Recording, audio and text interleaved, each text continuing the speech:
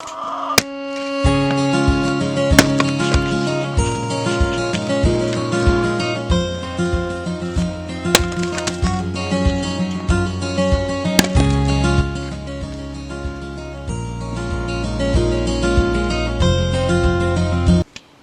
guys, it's Matt from Colebrook Farms. So today we're going to do a little logging. The ground's finally froze enough that we can get out with the tractor and not get stuck. I was hoping to do this video this weekend and include the cutting of the trees, but the weather worked out for us one day this week, so we were able to get out and cut in an evening after work when there was no wind, so I didn't have to worry about any trees falling on me the wrong way or jamming anything up. So unfortunately we got most of them on the ground. We will cut a few today, but most of them are down. So we got one in the road here that we're going to clean up, make a few logs out of, make some firewood out of the rest of it, and get the brush out of the way. And then we'll take the tractor and we'll back out to the little field and we'll start limbing and marking the logs and all that stuff, and then we'll yard them all out here in the yard. And we'll make logs out of them here where they're easy to get to with the other tractor, and then we can carry them to the sawmill after that. So I'll get this thing started up and let it warm up. It's not a fan of the cold, so we'll see how this goes.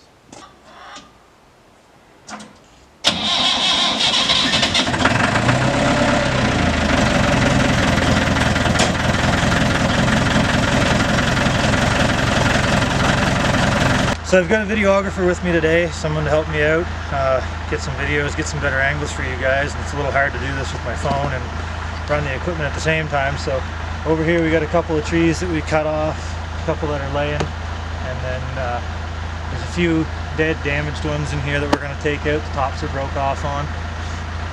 And so on, those are the easy cuts that I wanted to save for today, and we'll video those as they come down.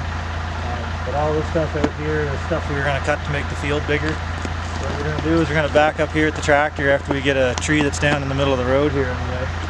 What we're going to do is we'll back in here at the tractor and wrench.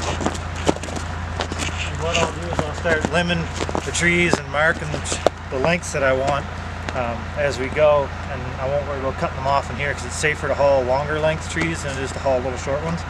Short ones have a tendency to catch into something and flip up and hit the back of the tractor. The long ones don't do that. So yeah, we'll get these all limbed and marked, and then we'll get them out of here. We'll make some logs out of them, and there's some more back out the road further that we're going to go out and try and get today too, as long as the ground holds up. But it should. It's been below -10 all week, so this feels pretty frozen right now. We'll see what it does when we back the tractor over. So that's what we got going on today. So we cut this tree last weekend, and I tried to get a video of winching it out with the tractor, but it was hard to try and get the video and run the tractor at the same time. It just didn't pan out, so we'll get some video of the tractor actually in use today. So this one's all froze down. I got to get a few more limbs off of it, and I'll make a few logs out of some of it, and the rest of it will just be firewood. And we stack all the brush in here, and then when we get the chipper in, we'll chip all the brush and make bedding for the animals and all that kind of stuff, mulch for the gardens.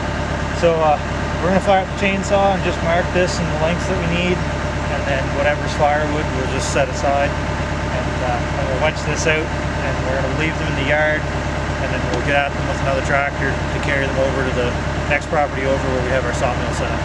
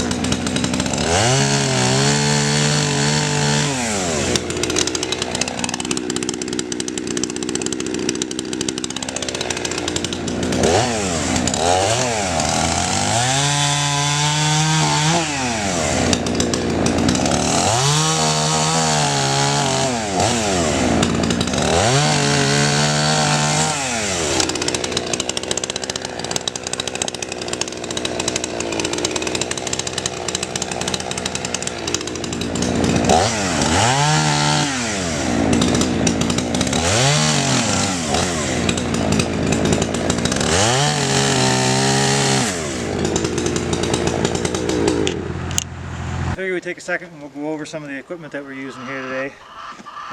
So our old trusty tractor is a, I'm not sure the year, it's a Massey 255 diesel with a loader, two-wheel drive obviously, so we have to put the ice chains on it so we can get around, because it's quite front-end heavy with the loader and everything on there. So the chains definitely make it a lot easier getting around. The chains are, all this stuff is stuff we've picked up used. The tractor was second-hand. Bought it a couple years ago, and we've been using it to do most of the clearing here for the lot for building the house.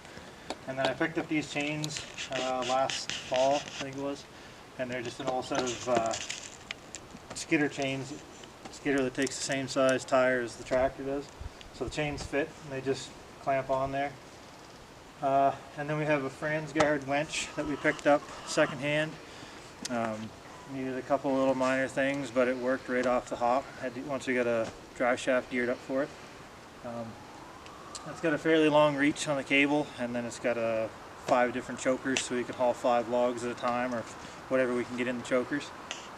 And this is our chainsaw, John Sered 670. This was a used saw 30 years ago.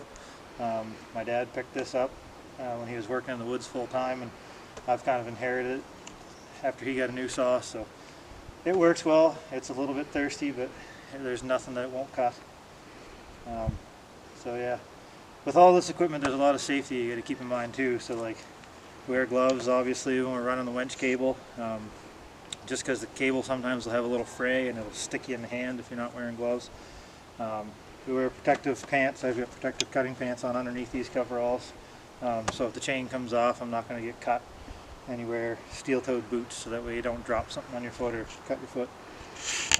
You want to make sure that there's nobody underneath or around the machine when you're moving it, just so that nobody gets crushed. Most of the time I work alone, so it's just me that I have to worry about, but every once in a while there's somebody around to help. So those are all things you have to keep in mind. And then running the winch cable, once you're running the winch you want to stay clear of the tire, because sometimes it'll fetch up and pull the tractor backwards.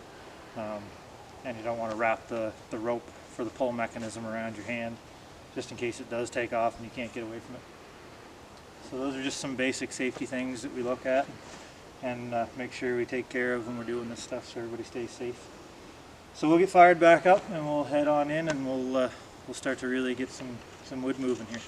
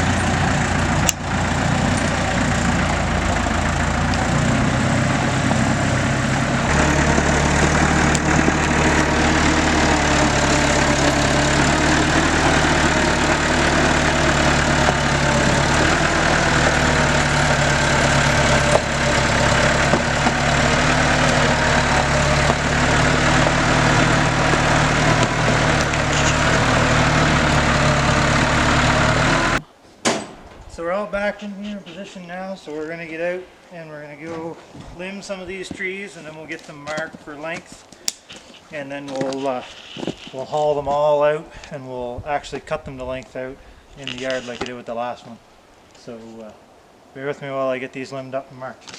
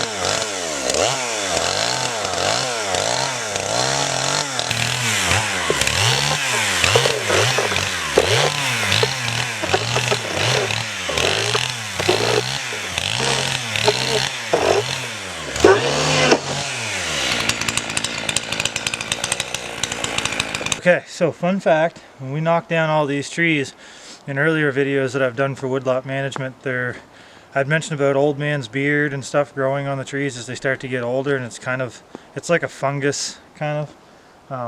Just a sec, I'll get a piece so you can see what it looks like. So this is what they call old man's beard, and it tends to grow on the older trees. You don't see it too much on younger trees unless they're really, really shaded. But this stuff grows on older growth trees, and the deer love it. And we've got half a dozen deer that live right here close in the property pretty much year round.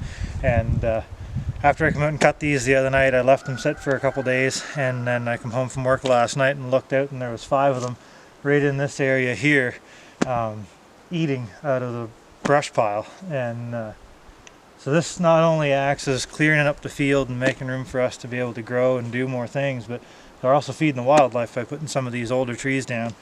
So some of the proper wood management and cutting of trees isn't always a bad thing. And they'll also bed down in this brush pile. There's a spot up here on the side of this tree where you can see where one had laid down and spent the night laying there underneath the tree. So it makes shelter and food for them, as well as putting out firewood for us, and lumber and all that stuff, and helping to maintain and manage this woodlot so it continues to grow. Okay, so we're going to hook up some of these trees and get ready to skid them out. I got 5 chokers on this, and I'll try and haul as much of them to me as I can.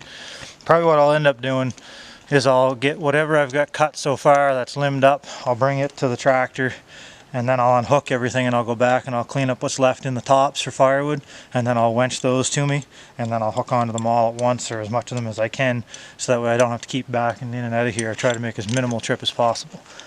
So hang with us and we'll get these hooked up. And so there's a method to this. You want to take your first choker on the line. So you've got your main line of your cable, which is this piece here. And then we've got all these chokers on there with it. So you want to take the end choker or your first choker in the line, and you want to hook that as far out as you can, or on depending on where the wood's laying. So if the wood's kind of down sideways in a hole and I've got to get it to come this way, I want to hook onto a bigger piece on the high ground side, and then I want to run all my chokers down to the low ground side, so that way I can pull everything up to the bigger piece, or vice versa. I want to run my first line way down into the smaller stuff, and then a line further back on the main line to a bigger piece to act as like an anchor point to bring all the little stuff to it. So keeping that in mind, I've got to make sure, if that's what I'm going to do, I've got to make sure the biggest piece I hook onto is bigger than everything that I'm going to try and anchor off and pull to it. Luckily right here we don't have that issue. Everything's pretty easy. It should all just kind of bunch together and come into the winch plate, no trouble. We may get into some interesting stuff like that once we get into these 2 big ones that are down. I think those are going to be a little bit more of a challenge. So, and to try and bring them out through all these trees will be, it'll be fun. So let's get these hooked up. So normally what I do is I grab my first 2 chokers, and then I head for my furthest 2 trees away. Go that way.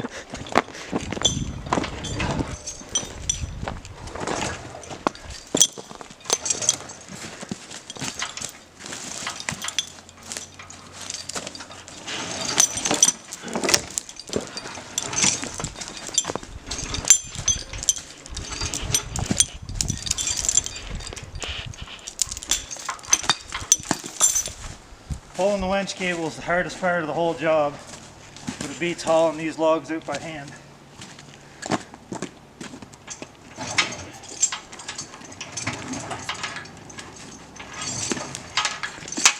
In a perfect world, I'd have a line cut that I could back the tractor right through, hook the winch cable up, the main line, my first choker, hook it to something, then drive ahead, and that would haul all the cable out, and I can just run off the different trees. But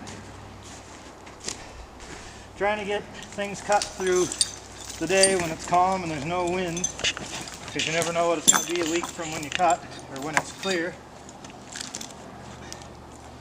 kind of don't get that option. You just cut them and then deal with the aftermath.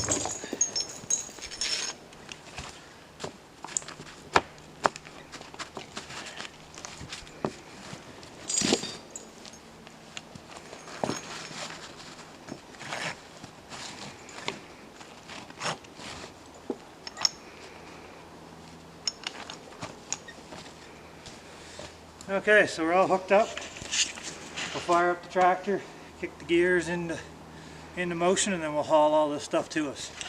See what it looks like after that.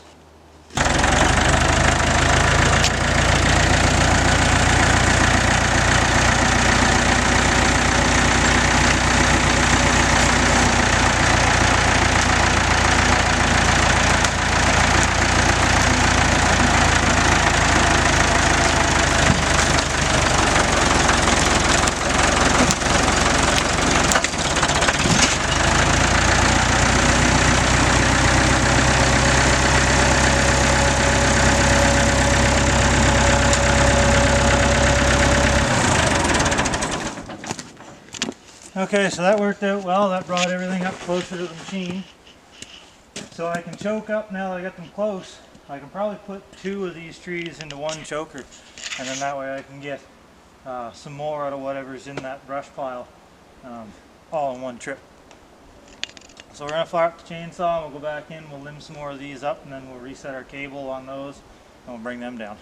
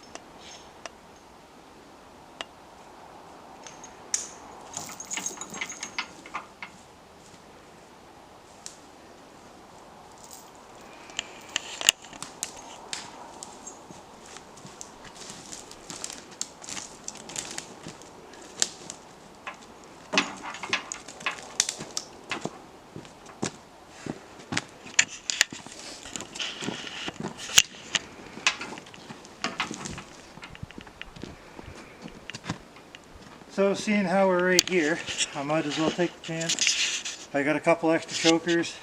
I'll try and put 4 of these into 2, and then if I have to grab that one with a chain, I got a little chain there that I can just hook into the end of my main line. And we can take this all out in one shot. So I might as well hook these now before they end up getting buried.